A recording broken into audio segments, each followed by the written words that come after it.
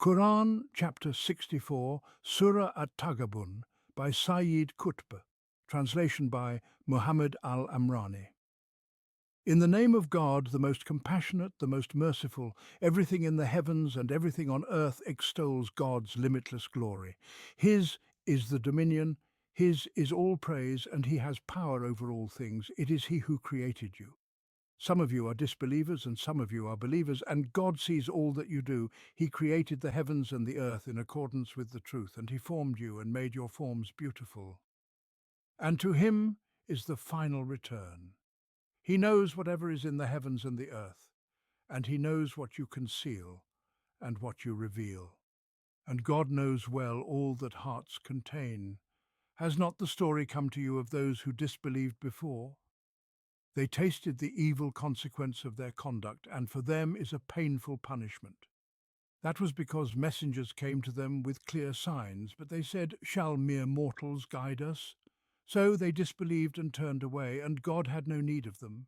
For God is free of all need, worthy of all praise. Those who disbelieve claim that they will not be resurrected. Say, "Yes, by my sustainer, you will surely be resurrected, and then you will be informed of what you did." And that is easy for God. So believe in God and His messenger and in the light which we have revealed, and God is fully aware of all that you do. The day when He will gather you for the day of gathering, that will be the day of mutual loss and gain. But whoever believes in God and acts righteously, He will remove from them their misdeeds and admit them to gardens beneath which rivers flow, to dwell therein forever. That is the supreme triumph. But those who disbelieve and reject our signs, they are the companions of the fire, abiding therein eternally. And what an evil destination! No calamity befalls except by God's permission. And whoever believes in God, He will guide his heart. And God has knowledge of all things, so obey God and obey the messenger. But if you turn away, then know that upon our messenger rests only the clear conveyance of the message. God, there is no deity but He, and in God let the believers place their trust. O you who believe! Verily, among your spouses and your children there are some who are enemies to you, so beware of them. But if you pardon, overlook and forgive, then indeed God is all-forgiving, most merciful. Your wealth and your children are but a trial, and with God is a tremendous reward. So be conscious of God as much as you can. Listen and obey and spend in charity. It is better for your own souls. And whoever is saved from the greed of their soul, it is they who are truly successful. If you lend to God a goodly loan, He will multiply it for you and forgive you. And God is most appreciative, most forbearing. He is the knower of the unseen and the seen, the Almighty, the All-Wise. This surah bears a striking resemblance to the Meccan surahs in its theme, its tone, its atmosphere and its suggestions, particularly in its opening passages. Indeed, the Medinan atmosphere only becomes evident in its later sections. The earlier passages, up until the address, "O you who believe," focus on establishing the foundations of faith and cultivating the Islamic worldview within the hearts in much the same manner as the Meccan surahs, which initially addressed the disbelieving polytheists, confronting them with this new worldview. These passages also make use of cosmic and psychological influences, recounting the fates of previous deniers and presenting scenes of the day of resurrection to affirm and emphasize the reality of the resurrection, indicating that those being addressed were among the deniers and rejectors. However, the later passages address the believers in a manner similar to the Medinan surahs, urging them to give in charity and warning them of the trials posed by wealth and children. This is a call that was often repeated in the Medinan period due to the emerging necessities of Islamic life in that context. Moreover, these later passages contain what could be seen as consolation for losses or burdens that had been placed upon the believers, attributing these matters to God's decree and reinforcing this understanding, something frequently emphasized in the Medinan surahs, particularly after the command of jihad and the sacrifices that arose from it. There are reports indicating that this surah is Meccan, while other reports suggest it is Medinan, with the latter view being more widely favoured. I was inclined to consider it Meccan due to the style and atmosphere of its opening passages. However, I settled on its being Medinan, in line with the more supported opinion, since there is nothing to prevent the possibility that the earlier passages were addressing the disbelievers after the migration, whether they were the disbelievers of Mecca or those near Medina. Furthermore, there is nothing to preclude the idea that the Medinan Qur'an might at times focus on clarifying the foundations of faith and elucidating the Islamic worldview using the style prevalent in the Meccan Qur'an, and God knows best. The first section of the surah aims to build a cosmic and faith-based understanding of the relationship between the Creator, glorified be He, and this universe that He brought into being. It also affirms certain divine attributes and beautiful names of God, as well as their manifestations in the cosmos and in human life. Everything in the heavens and everything on earth extols God's limitless glory. His is the dominion, His is all praise, and He has power over all things. He is the one who created you. Some of you are disbelievers and some of you are believers, and God sees all that you do. He created the heavens and the earth in accordance with the truth, and He formed you and made your forms beautiful. And to Him is the final return. He knows whatever is in the heavens and the earth, and He knows what you conceal and what you reveal, and God knows well all that hearts contain. This cosmic faith-based understanding is the most precise and expansive that the believers have known throughout the history of faith.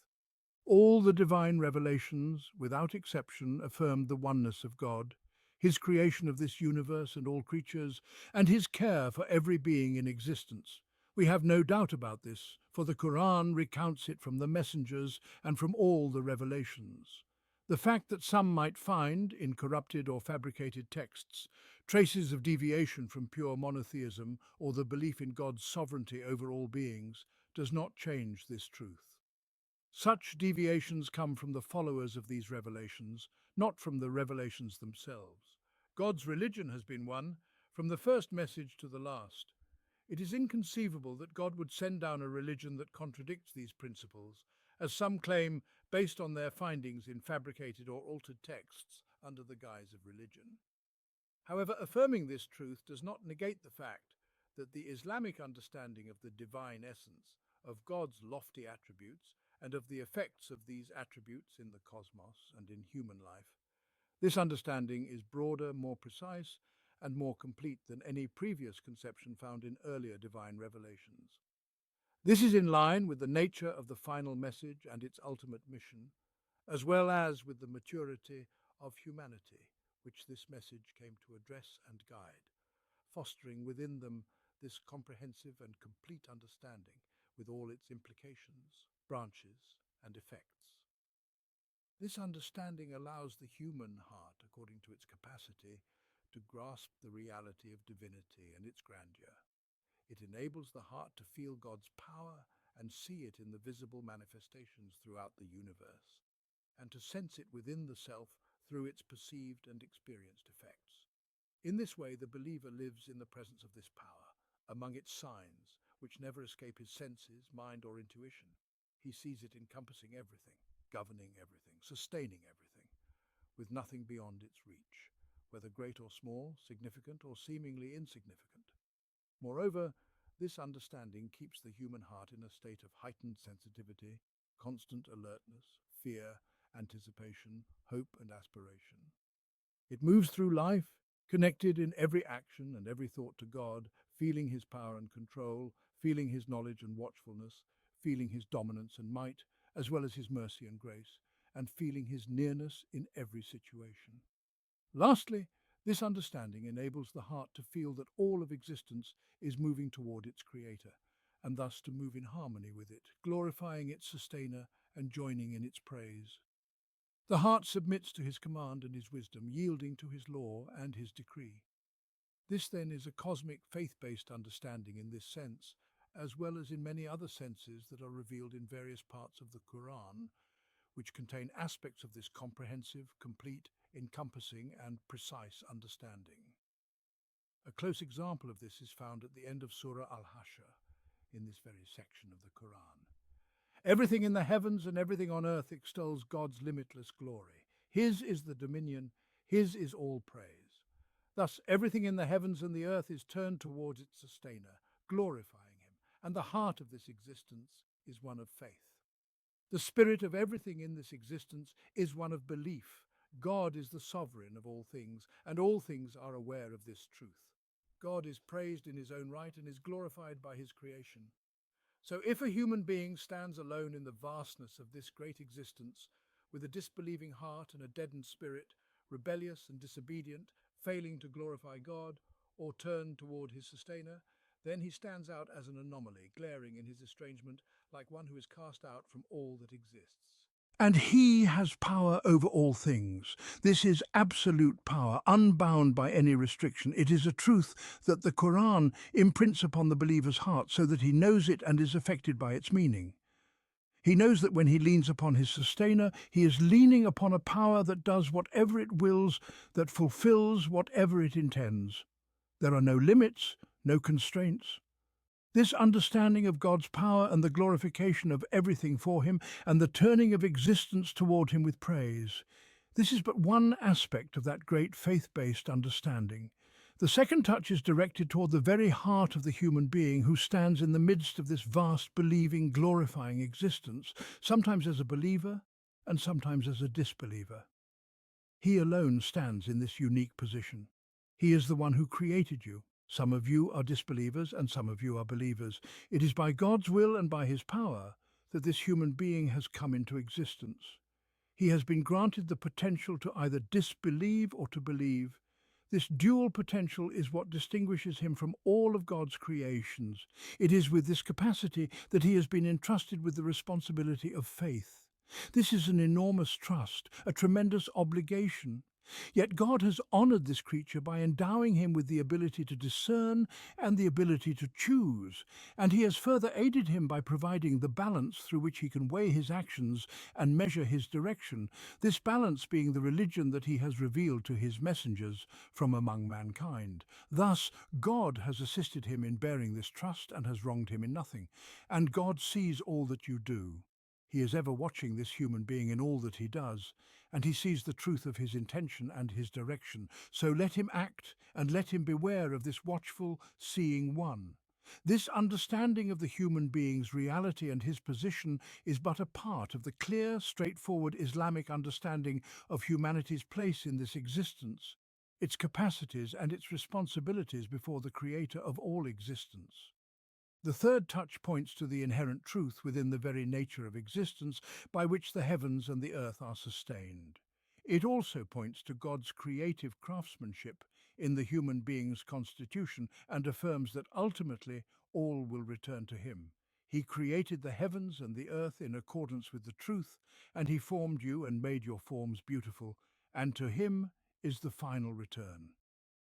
The opening of this verse, he created the heavens and the earth in accordance with the truth, instills within the believer's consciousness the understanding that truth is intrinsic to the very fabric of this universe. It is not something incidental or superfluous. The structure of the universe rests upon this foundation. The one who affirms this truth is God, the creator of the heavens and the earth, and he knows upon what foundation they were built. The establishment of this truth within one's awareness brings peace and confidence in the truth upon which one's religion is based, and upon which the existence around him is based. This truth will inevitably prevail, it will inevitably endure, and it will inevitably be established in the end after the froth of falsehood has been blown away. The second truth, and he formed you and made your forms beautiful, makes the human being feel his dignity before God and feel the grace God has bestowed upon him by beautifying his form, both his physical form and his spiritual form. The human being is the most perfect of living creatures on earth in terms of his physical makeup, and he is the highest of them in terms of his emotional makeup and his spiritual capacities, which are full of wondrous secrets. For this reason, he was entrusted with the stewardship of the earth, and he was placed within this vast dominion which is measured in relation to him. A careful look at the overall design of the human being, or at any one of his organs, affirms and magnifies this truth. And he formed you and made your forms beautiful. It is a design in which beauty is combined with perfection. The degree of beauty may vary from one form to another, but the design itself is beautiful and perfectly made. fulfilling all the functions and characteristics that distinguish human beings on earth from all other living creatures. And to him is the final return. The return of everything, every matter, every creation, the return of this universe and the return of this human being. From his will they sprang forth, and to him, glorified be he, they will return. From him is the beginning, and to him is the end. He is the first and the last, encompassing everything from both ends, its beginning and its conclusion. He, glorified be he, is without limit.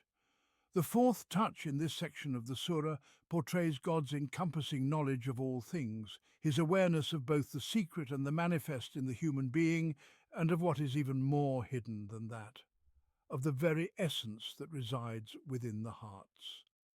He knows whatever is in the heavens and the earth, and he knows what you conceal and what you reveal, and God knows well all that hearts contain.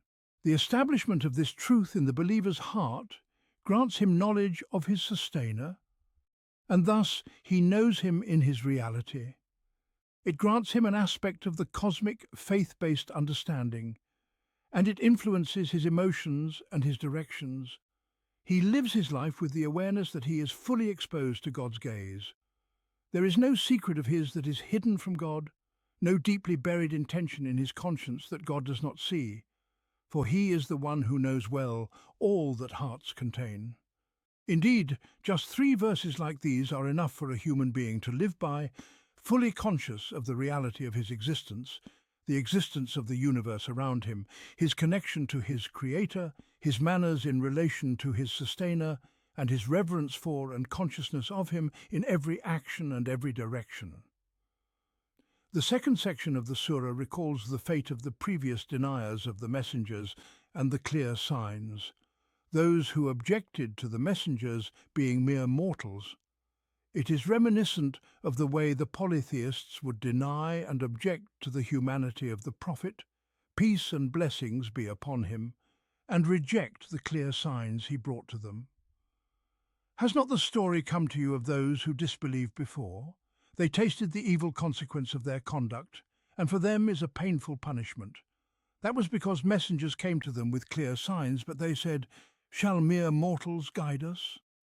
So they disbelieved and turned away, and God had no need of them. For God is free of all need, worthy of all praise.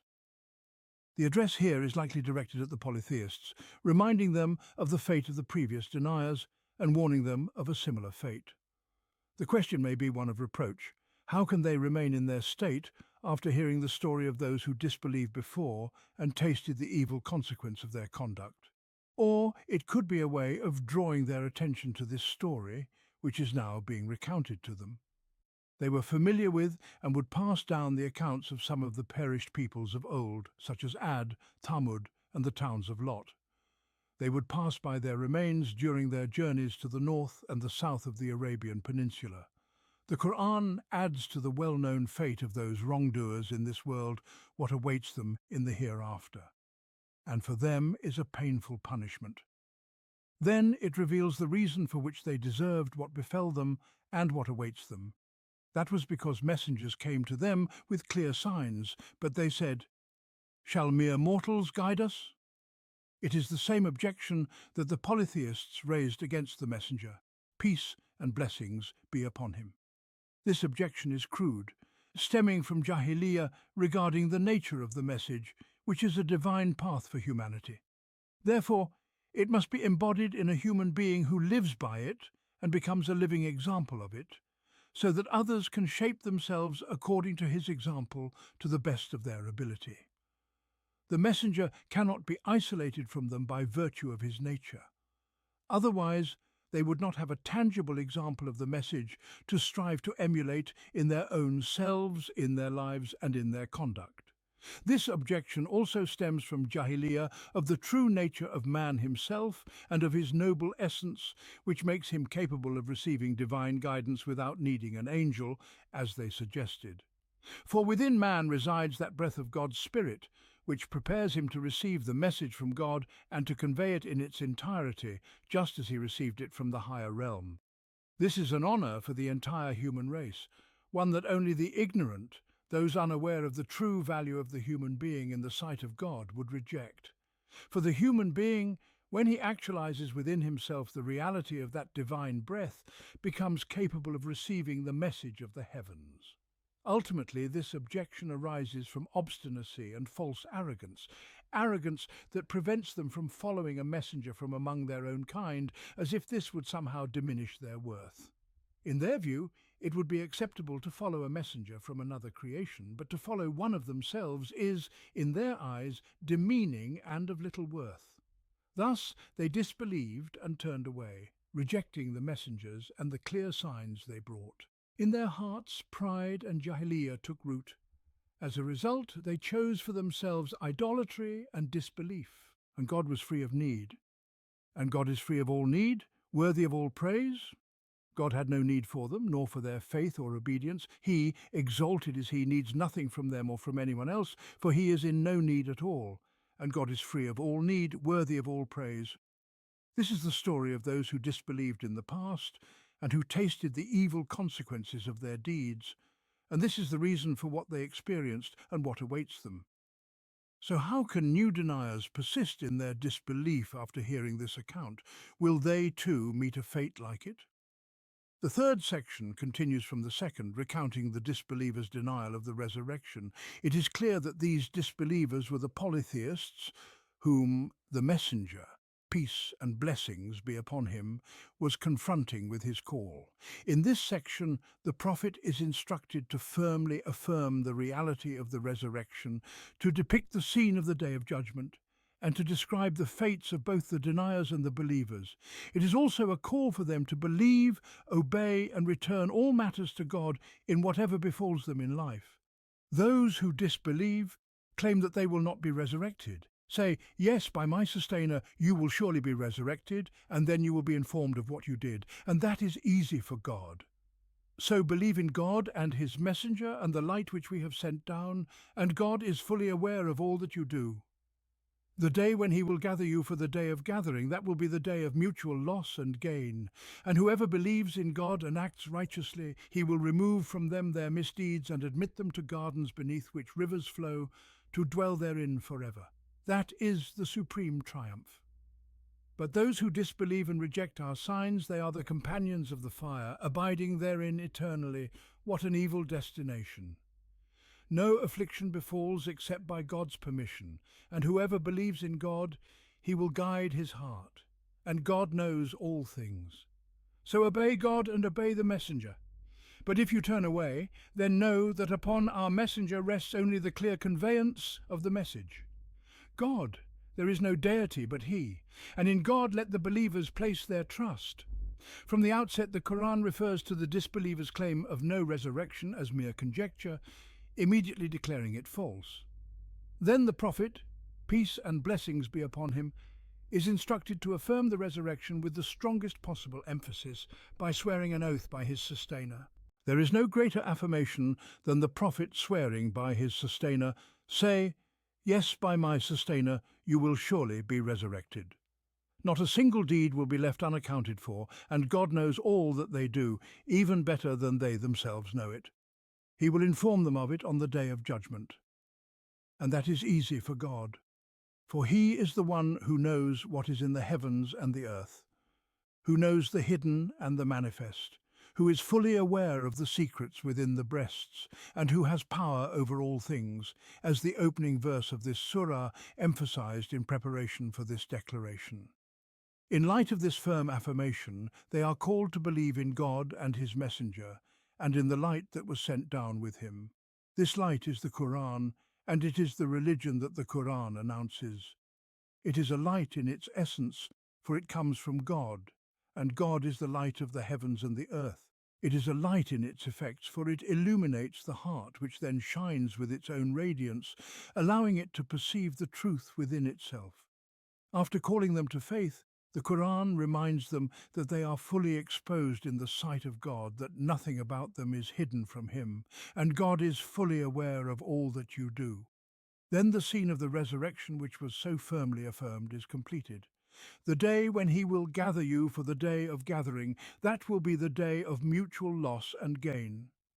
It is called the Day of Gathering because all of creation from all generations will be resurrected on that day, and the angels will also be present, their number known only to God. To help the human mind grasp this scene, we can recall the hadith of the Prophet, peace and blessings be upon him, narrated by Abu Dhar, may God be pleased with him, who said, "The Prophet, peace and blessings be upon him, said, I see what you do not see, and I hear what you do not hear. The heavens creak, and they have every right to creak.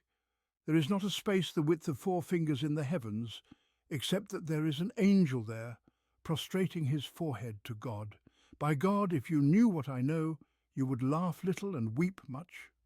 You would not find any pleasure in the company of your wives on the beds, and you would go out into the fields crying out to God, I wish I were a tree that could be cut down." The sky, in which there is not a space the width of 4 fingers without an angel, is this vast expanse, the true dimensions of which humans cannot fathom. In this expanse, a sun like ours appears as a mere speck of dust floating in space. Does this help the human mind begin to grasp the number of angels? They are among those present on the day of gathering.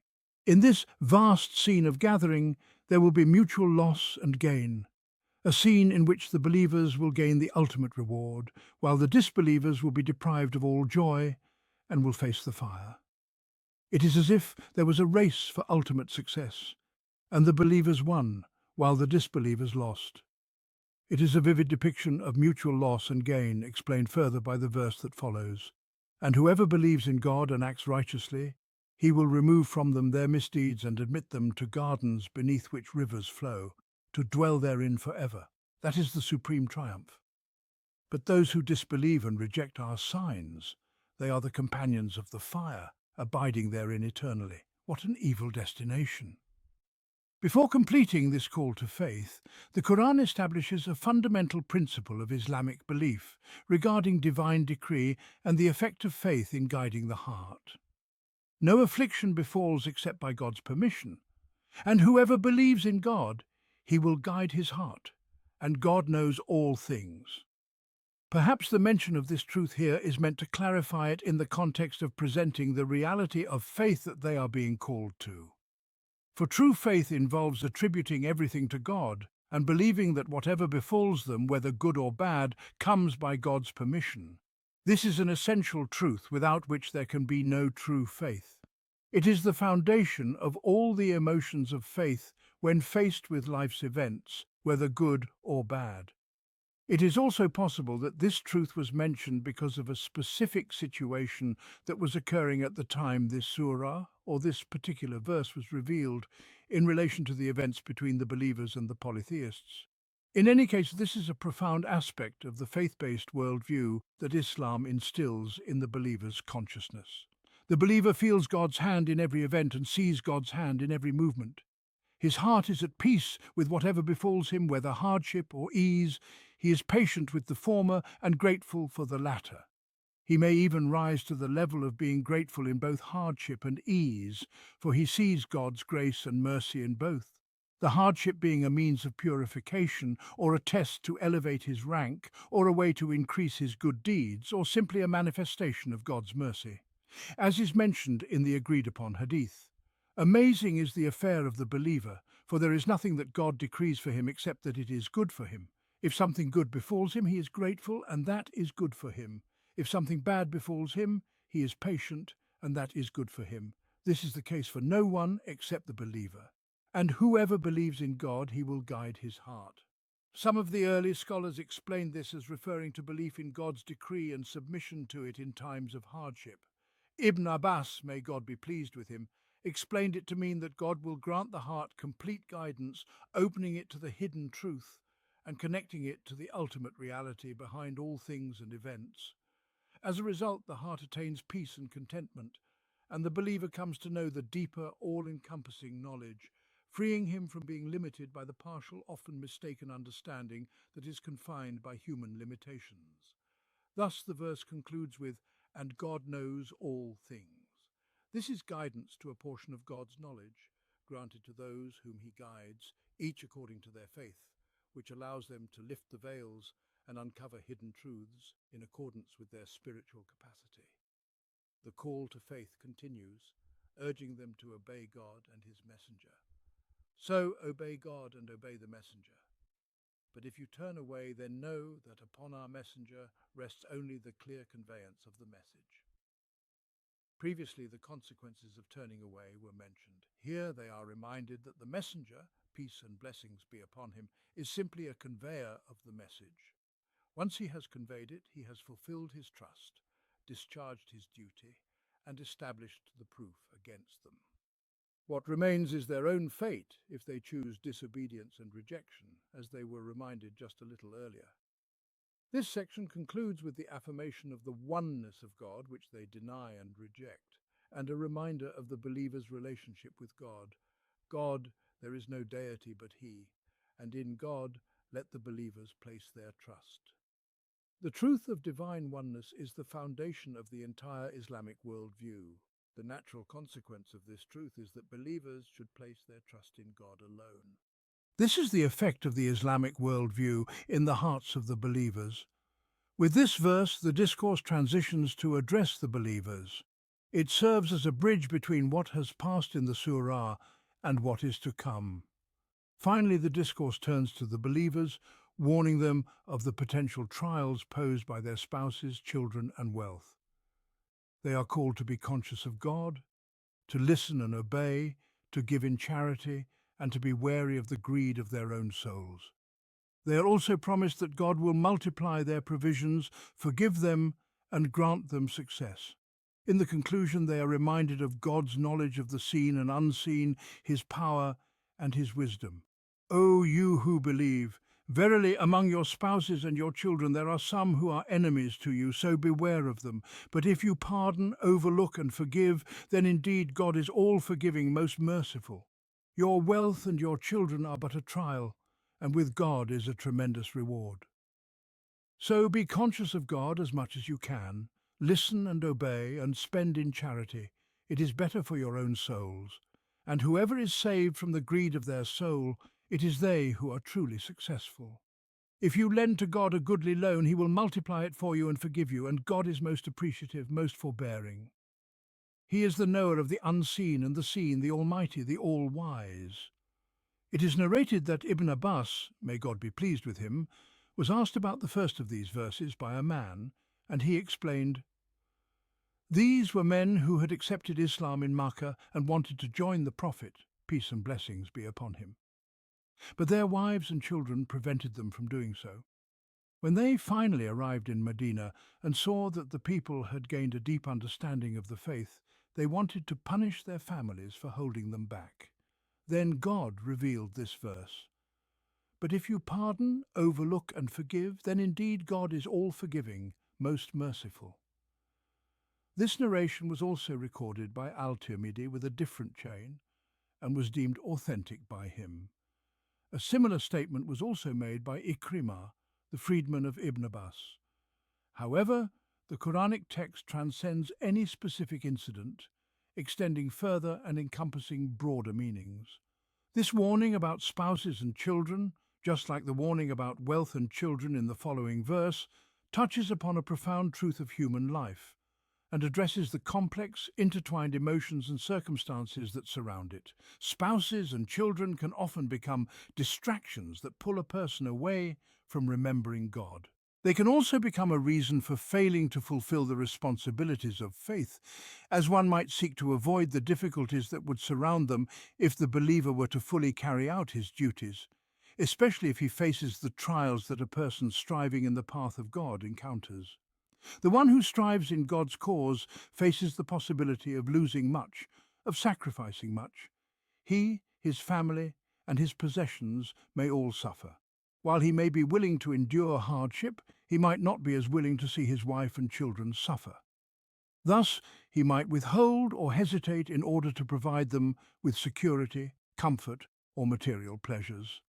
In this way, they become enemies, for they prevent him from the good, hindering him from fulfilling the higher purpose of his existence.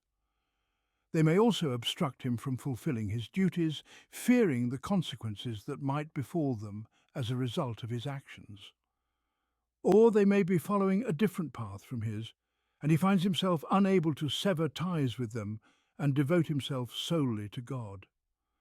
These are different forms of enmity, varying in degree, and these are the sorts of trials that a believer may face at any moment in life.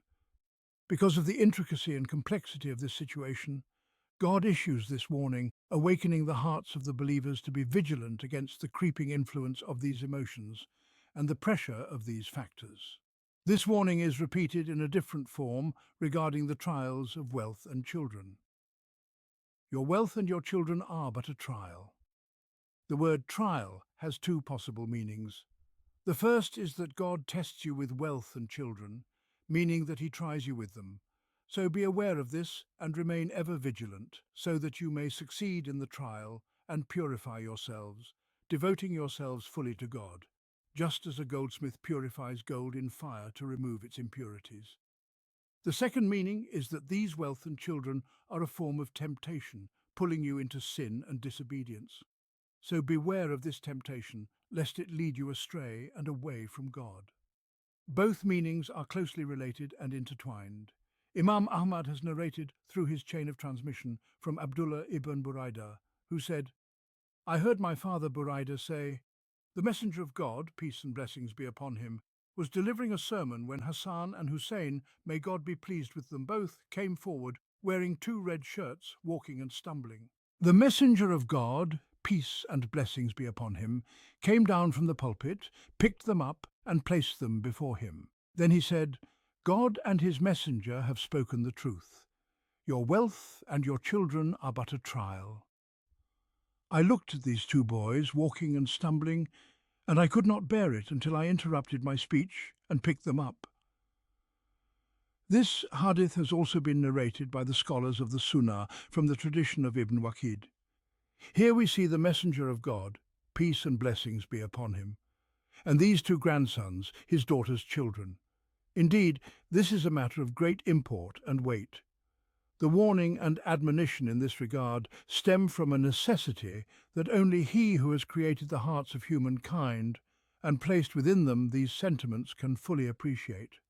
For the heart must restrain itself from excess and indulgence, knowing that these beloved bonds can sometimes act like an enemy, leading to the same end as the snares of one's enemies.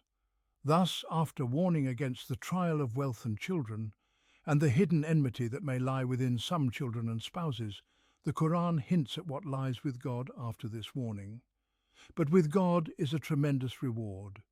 It calls out to those who believe, urging them to fear God as much as they can, and to listen and obey. Fear God as much as you are able, and hear and obey. In the phrase, as much as you are able, we see the tenderness of God towards his servants and his knowledge of the extent of their capacity in fearing and obeying him. The Messenger of God, peace and blessings be upon him, said, "When I command you to do something, do of it what you are able, but if I forbid you from something, avoid it entirely." Thus, for divine commands, one is to fulfill as much as possible, but prohibitions must be entirely avoided without exception. The Quran then encourages them to spend in charity. It is better for yourselves.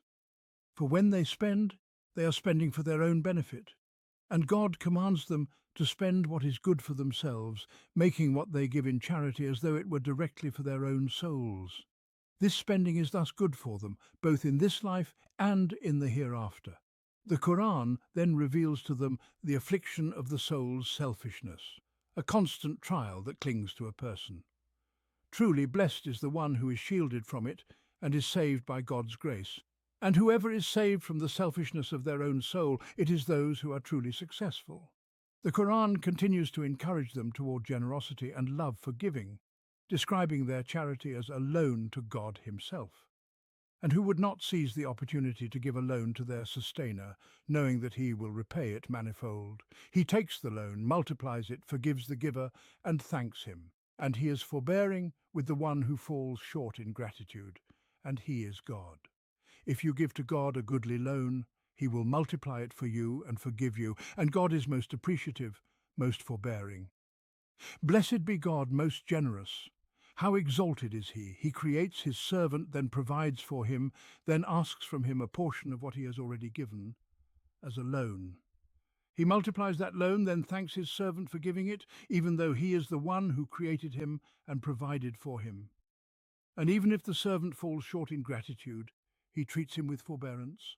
O God, indeed, through his attributes, God teaches us to rise above our own deficiencies and weaknesses, to always aspire towards the highest ideal, to see him, exalted is he, and to strive to emulate him within the limits of our small and finite capacities. For God has breathed into man of his own spirit, making him forever yearning to realize the highest ideals within the bounds of his capacity and nature. Thus, the highest horizons remain open always, so that this creation man may aspire to the attainable perfection, climbing step by step until he meets God with that which God loves and is pleased with. The passage concludes this profound and stirring exhortation by reminding us of God's attribute of knowing all that is hidden and all that is manifest, knower of the unseen and the seen, the Almighty, the wise. For everything is laid bare before his knowledge, subject to his sovereignty, governed by his wisdom. Humanity must live with the awareness that God's eyes are upon them, that his sovereignty extends over them, and that his wisdom directs all affairs, both present and unseen. It is enough for this understanding to settle in the heart, for it to awaken within it the fear of God, sincerity toward him, and a readiness to respond to his call.